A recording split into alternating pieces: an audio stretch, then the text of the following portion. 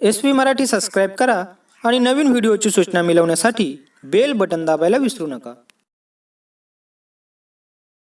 नमस्कार मित्रांनो, आज आपण वॉल्टर हंट यांची माहिती जाणून घेऊ.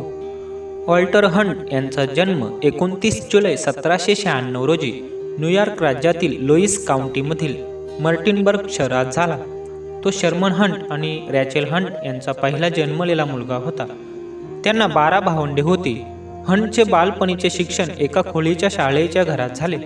त्यांनी 1814 मध्ये पॉली लॉक्सशी लग्न केले आणि त्यांना 4 मुले झाली. हंट यांनी महाविद्यालयातील शिक्षण पूर्ण केले आणि 1817 मध्ये वयाच्या 21व्या वर्षी दगडी बांधकामात पदव्युत्तर पदवी मिळविली.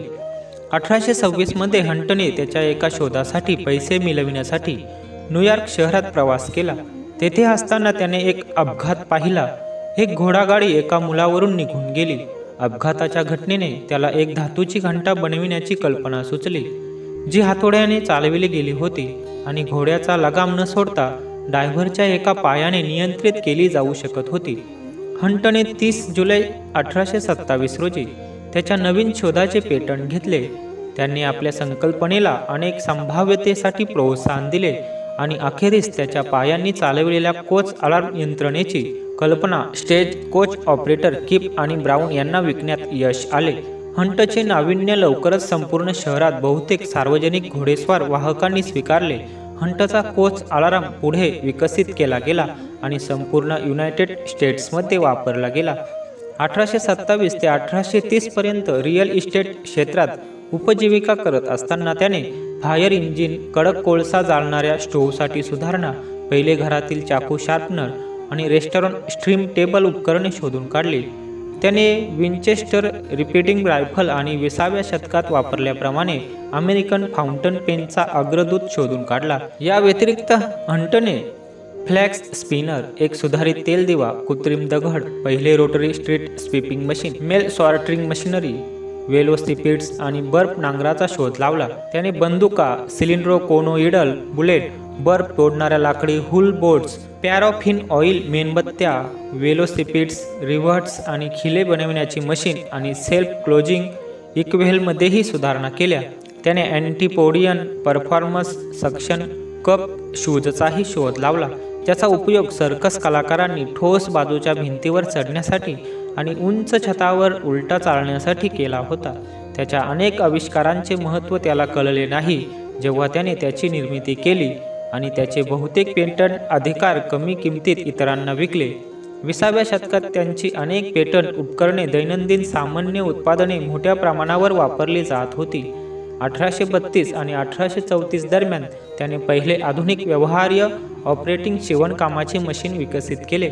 न्यूयॉर्क शहरातील मॅनहॅटनच्या बरो येथे ॲम्बिंडन स्क्वेअर येथे एका अरुंद गल्लीत असलेल्या त्याच्या अमोस स्ट्रीट दुकानात त्यावेळी त्यांनी यापैकी काही यंत्रे तयार करून विकली.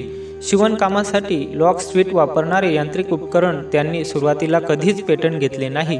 यात डोळ्यांच्या टोकदार सुईचे वैशिष्ट्य होते आणि त्यात 2 धागे वापरलेले होते, ज्याद्वारे एक धागा दुसऱ्या धाग्यातील वळणदार लूपमधून जातो आणि नंतर दोन्ही एकमेकांशी जोडलेले होते.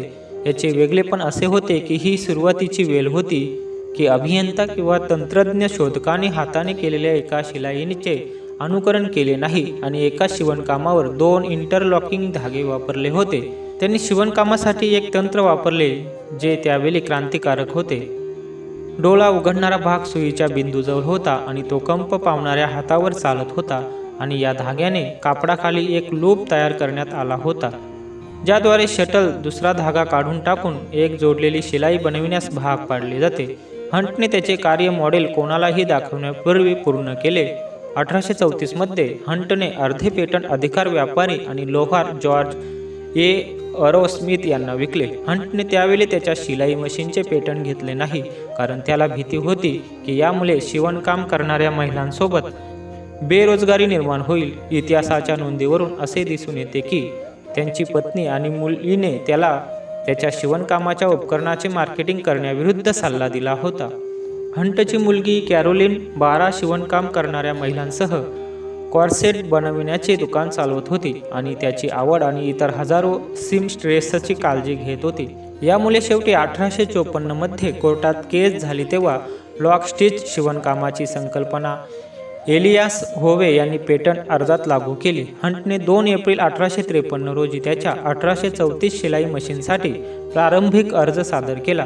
सर्वोच्च न्यायालयातील नोंदी दाखवतात की हंटचा शोध इलियास होवे यांच्या मशीनच्या आधी लागला गेला होता आणि पेटंट ऑफिसने हंटचे अस्तित्व ओळखले, परंतु त्यासाठी त्याला पेटंट जारी केले नाही.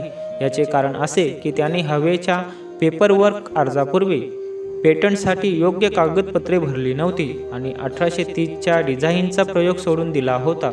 हंटने त्याच्या शोधासाठी सार्वजनिक पोचपावती मिळवली, तथापि कागदाच्या वेळेच्या तांत्रिकतेमुळे इलियास होवेचे अधिकृत पेटंट कायदेशीर राहिले. आयझॅक सिंगरने 1858 मध्ये हंटला त्याच्या शिलाई मशीनच्या डिझाईनसाठी $50,000 हप्त्यांमध्ये देण्याची व्यवस्था करणार होता, जेणेकरून शिलाई मशीनबद्दल पेटंटचा गोंधळ दूर होईल.